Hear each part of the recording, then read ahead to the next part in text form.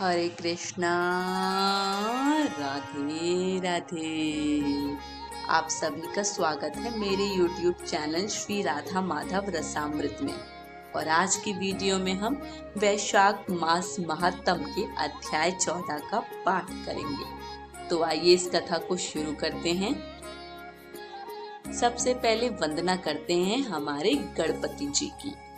संकट मोचन गणपति, प्रिय मोदक का भोग, सकल कामना सिद्ध हो, सिद्धि विनायक योग। बोलो गणपति महाराज की जय।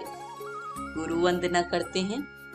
साधु समागम सत्य करी, करे कलंक बिछो हो, परशुराम पारस पड़सी, भयो कनक ज्यो लोहो। बोलो गुरु महाराज की जय। कहानी शुरू करते हैं। तब राजा पूछने लगा कि हे ब्राह्मण, वैशाख मास के धर्म अति सुलभ हैं और ऐसे अनेकों पुण्यों के देने वाले हैं जो भगवान को प्रसन्न करते हैं और तत्काल ही धर्म, अर्थ, काम और मोक्ष को देने वाले हैं। परंतु ऐसे वेदानुकूल धर्म भी संसार में ज्ञात नहीं है। अनेक प्रकार के राजसी धर्म और तामसी धर्म ही इस संसार में विख्यात हैं। इसका क्या कारण है?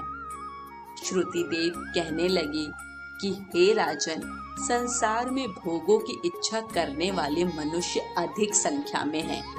इसलिए रजोगुण और तमोगुण अधिकांश में पाया जाता है। बहुत थोड़े मनुष्य ऐसे हैं जो मोक्ष प्राप्ति के साधन करने वाले हैं। अतः वह बहुत ही कठिनता से मिलते हैं। मोक्ष धर्म क्योंकि इच्छा रहित है, इस कारण इससे लौकिक और परलौकिक सुख के साधन होते हैं। वैष्णवी माया से मोहित होकर मनुष्य इसको समझता नहीं। जैसे अधिपत्य के प्राप्त होने पर मनुष्य के मनोरथ पूर्ण होते हैं, परंतु वैशाख मास के सब धर्म सात्विकों के लिए कहे गए हैं और यही सतोगुणियों का धर्म है। इस पर एक पुरातन इतिहास कहता हूँ। इक्ष्वाकु वंश में दृगपुत्र एक बड़ा यशस्वी अक्रोधी ब्राह्मणों का मान करने वाला राजा हुआ है। एक दिन वह शिकार खेलता हुआ वशिष्ठ जी के आश्रम जा पहुंचा।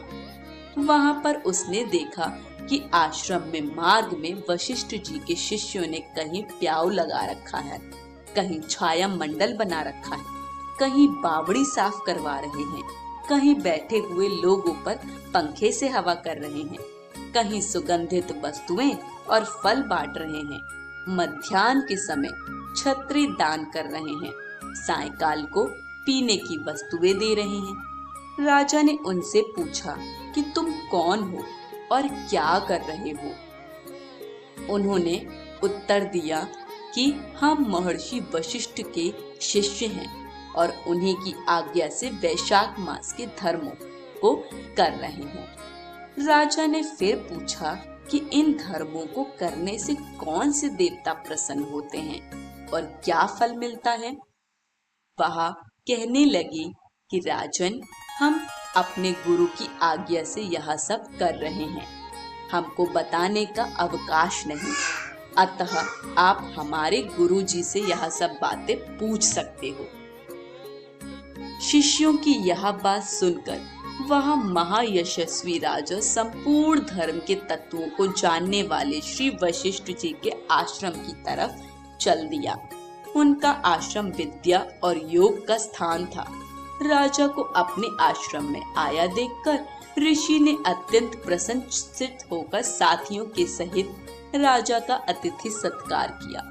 राजा बड़ी प्रसन्नता और नम्रता पूर्वक बैठकर गुरु जी से पूछने लगा कि गुरुदेव, मैं आखेट से थककर आपके आश्रम की तरफ आ गया था, तो मैंने आपके शिष्यों को बहुत से धर्म कार्यों को करते हुए देखा।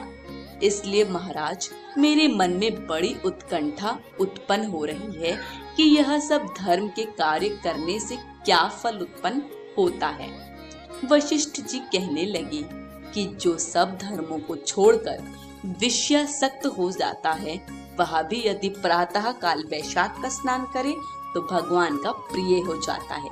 जिसने धर्म के सब कार्य संगोपांग किए हों किंतु वैशाख का आदर न किया हो तो भगवान उससे दूर ही रहते हैं। जिसने वैशाख मास बिना दान तथा स्नान खो दिया वह इस कर्म से चांडाल योनि में जन्म लेता है। वैशाख मास में जिसने विधिवत भगवान की आराधना की भगवान उसी से प्रसन्न होते हैं और उसी की मनोकामना पूरी करते हैं। जो भक्ति और श्रद्धा से भगवान का थोड़ा भी पूजन करता है वह उसी से प्रसन्न हो जाते हैं। अधिक धन अथवा अधिक परिश्रम वह नहीं देखते। वैशाख मास के धर्म अति सुगम है तथा भगवान को प्रसन्न करने के लिए उनमें श्रम भी थोड़ा और व्यय भी अधिक नहीं करना पड़ता है। इसलिए जो वैशाख के धर्मों को नहीं करता वह अवश्य में दंडनीय है। इस प्रकार ऋषि ने राजा को सब शास्त्रोक्त वैशाख धर्म समझाए। तब राजा सब धर्मों को सुनकर तथा यथोचित गुरु की पूजा करके अपने घर चला गया और घर पहुंचकर वैशाख मास के सभी धर्म करने लगा। आज की कथा यहीं समाप्त होती है। कथा पसंद आई हो तो कमेंट बॉक्स में हमें अपना फीडबैक जरूर दीजिएगा। वीडियो को लाइक शेयर करें और चैनल को सब्सक्राइब करें। सभी को हरे कृष्ण, राधे राधे।